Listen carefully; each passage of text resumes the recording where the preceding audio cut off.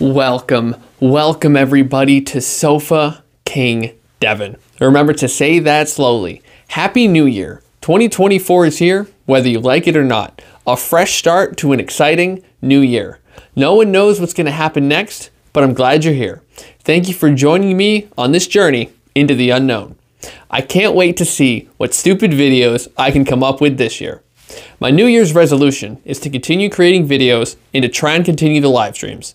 But all we can do this year is hang on and see what happens next. So happy New Year, and I hope you enjoy my first video of 2024.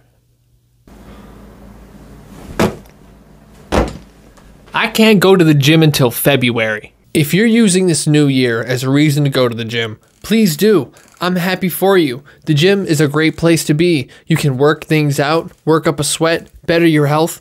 That's great. I'm happy for you. But please, get out of my way.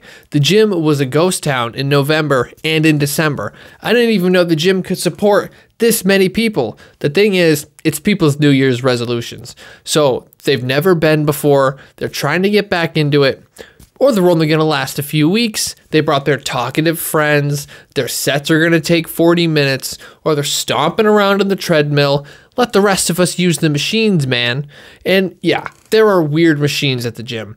They have a machine for every obscure muscle in your body. And if you don't know what it is, don't use it. You're probably going to pull it. Just wait for somebody else to use it and give you a demonstration. Or try to follow the little picture. Dude, it's been so busy.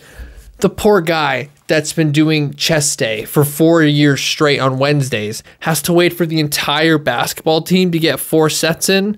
Again, I'm so glad people are going to the gym. But there should be a second gym for people that have gone consistently. Some of y'all don't clean your machines, and that's nasty. Monday. What can you tell me about him? His dating profile says he's 6 foot, but he's really 5'11 and a half. All I said was cash or card, man. What can you tell me about his financial status?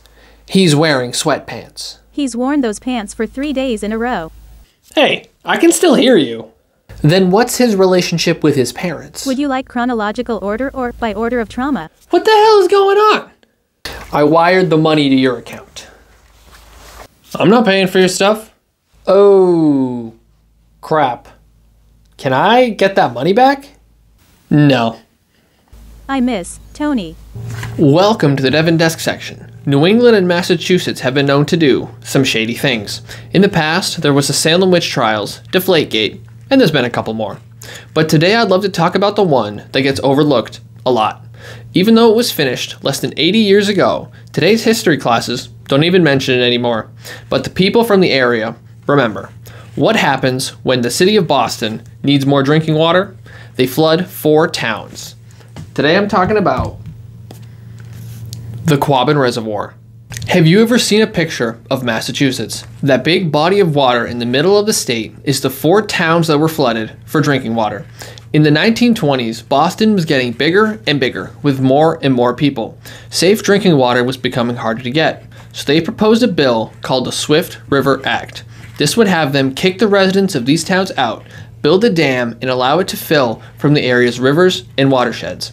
Since most of the population is in the Boston area, it was passed in 1927.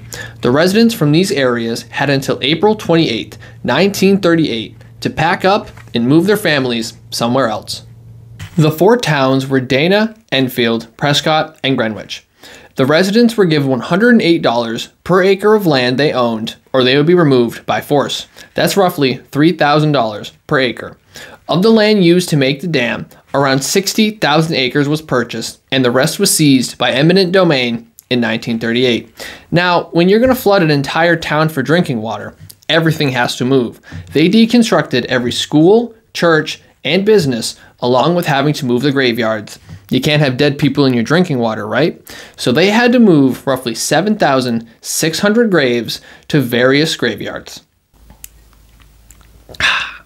Before everything was deconstructed and moved, on that final night in 1938, the residents of Enfield held a ball, welcoming everybody from the area. And if you didn't have any money to get in, people danced on the front lawn.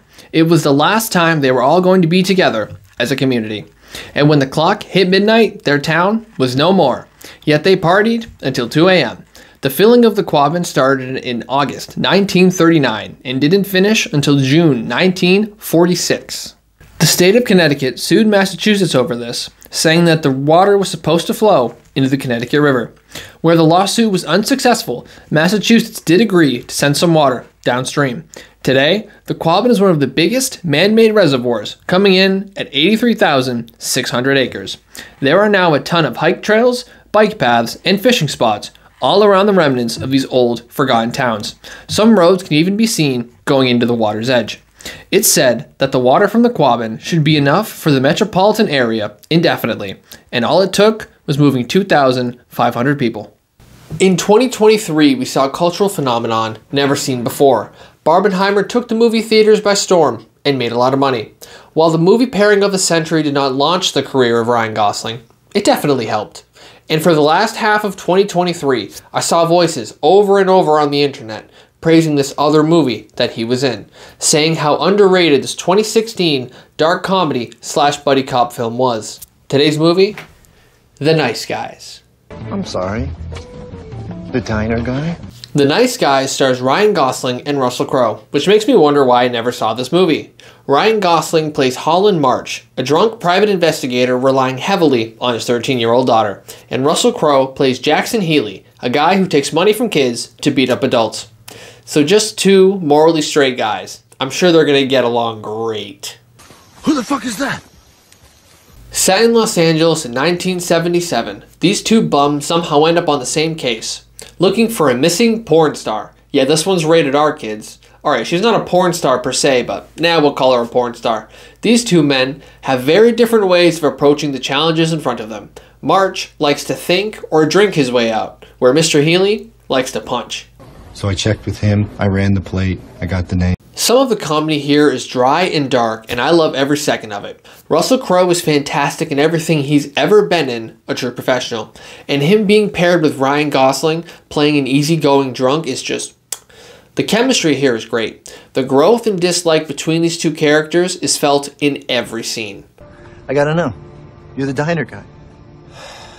I'd love to give a shout out to March's 13-year-old daughter, Holly, played by Angourie Rice. She is the rock of this story, with some hilarious one-liners and grounds March just enough, but it's definitely a chip off the old block. Easy? There are handcuffs behind the bar, asshole. I don't want to spoil this movie too hard, so all I'm going to say is, if you can find this movie, you should see it, because The Nice Guys has the Devin seal of approval. Hey, thanks for sticking around until the end. I hope you enjoyed my little show here. If you did, give it a like and subscribe if you're new around here. Stick around till after the credits to see the bloopers. But as always, have a lucky day tomorrow.